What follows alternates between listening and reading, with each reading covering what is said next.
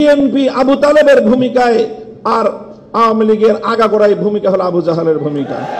দেখেন, দীর্ঘ একটা সময় একসঙ্গে আমরা যুগপৎ রাজনীতি করেছি, জোটবদ্ধ রাজনীতি করেছি, আন্দোলন করেছি, সরকার গঠন করেছি।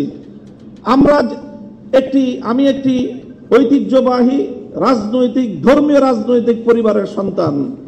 আমাদের রাজনীতির মুখ্য উদ্দেশ্য হলো আল্লাহর জমিনে আল্লাহর দ্বীন প্রতিষ্ঠিত করা, আল্লাহর জমিনে খেলাফত ব্যবস্থা কায়েম করা। এটাই হলো আমার রাজনীতির মূল দর্শন।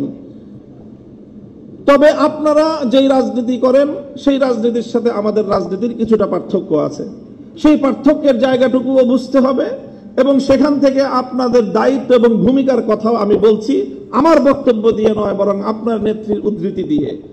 বেগম জিয়া আমাদেরকে বলেছেন অনেক সময় যে, দেখেন হুজুর, আমরা ইসলাম প্রতিষ্ঠার রাজনীতি আমরা করি না, তবে আমাদের পরিষ্কার অবস্থান হলো এই যে আপনারা যদি ইসলাম প্রতিষ্ঠা করবার জন্য দেশে রাজনৈতিকভাবে সামনে অগ্রসর হয়ে যেতে পারেন, আমাদের বিএনপির পক্ষ থেকে সহযোগিতা পাবেন, বিরোধিতা পাবেন না।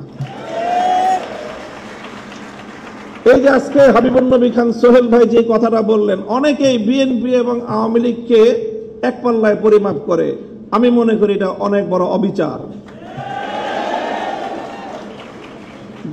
আওয়ামী লীগ ইসলামিক রাজনৈতিক সংগঠন নয়, বিএনপিও ইসলামিক রাজনৈতিক সংগঠন নয়, তবে এই দুটির মধ্যে ঐতিহাসিক অনেক ব্যবধান রয়েছে। সেই ব্যবধানটার কথা আমি আরেকটা উদ্ধৃতি দিয়ে একটু স্মরণ করিয়ে দিতে চাই। বাংলাদেশ জাতীয়তাবাদী দলের একজন মরহুম নেতা, সাবেক মন্ত্রী চৌধুরী কামাল ইবনে ইউসুফ, আপনাদের অনেকের নাম মনে থাকার কথা, তার একটা উদ্ধৃতি, তিনি একদিন এক প্রসঙ্গে বলেছিলেন, একটা কথা বলতে গিয়ে বিএনপির প্রতি তার নিজের যে অধিকার, সেই অধিকার সাব্যস্ত করতে গিয়ে বলেছিলেন যে, বেটা আমি 200 বছর ধরে বিএনপি করি। কি বলেছেন? যে 200 বছর ধরে আমরা বিএনপি করি। আপনাদের অনেকের মনে প্রশ্ন জাগতে পারে, বিএনপি তো প্রতিষ্ঠিতই হলো স্বাধীনতার বেশ পরে, শহীদ জিয়াউর রহমানের হাত ধরে। আর চৌধুরী কামাল ইবনে ইউসুফের বয়স কত? 60-70 বছর। তো বিএনপিও তো 50 বছর আগে জন্ম নেয় নাই। চৌধুরী কামাল ইবনে ইউসুফের বয়সও 50 বছর নয়। তো ওই বেটা কিভাবে 200 বছর ধরে বিএনপি করে? আপনাকে বিএনপির ঐতিহাসিক রাজনৈতিক ধারাটাকে আপনাদের অবশ্যই ধারণ করতে হবে।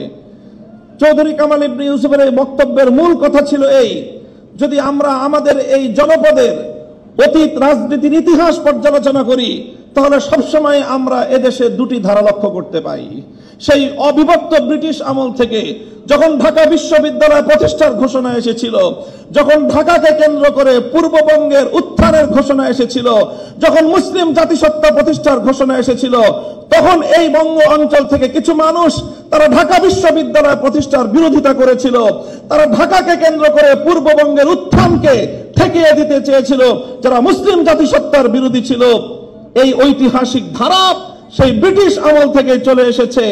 আর এই ধারায় এইভাবে দুটি ধারা প্রতিষ্ঠিত হয়েছে, সংঘাত চলেছে, লড়াই চলেছে। একটি ধারা ছিল পূর্ববঙ্গ কেন্দ্রিক এই বাংলাদেশী জাতীয়তাবাদ তথা মুসলিম জাতীয়তাবাদের, মুসলিম জাতিসত্তা গঠনের যে ঐতিহাসিক ধারা, এই ধারার যারা রাজনীতি করে জাতীয়তাবাদী দল বিএনপি সেই ধারারই প্রতিনিধিত্ব করে। কাজে বিএনপিকে যেমন এই কথাটা মনে রাখতে হবে, যারা বিএনপির সমালোচনা করে তাদেরকে ওই কথাটা মনে রাখতে হবে। বিএনপি এবং আওয়ামী লীগ কেউই ইসলামী রাজনীতি করে না, বরং তাদের রাজনৈতিক ভিন্ন দর্শন রয়েছে।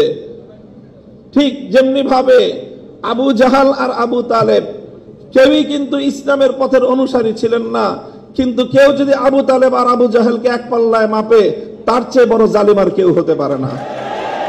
আমি মনে করি ইসলামী রাজনীতির দৃষ্টিকোণ থেকে বিএনপি আবু তালেবের ভূমিকায় আর আওয়ামী লীগের আগাগোড়াই ভূমিকা হলো আবু জাহালের ভূমিকা। কাজেই এই জন্য বিএনপিকে কথা মনে রাখতে হবে, বিএনপির আগামী নেতৃত্বকে কথা মনে রাখতে হবে।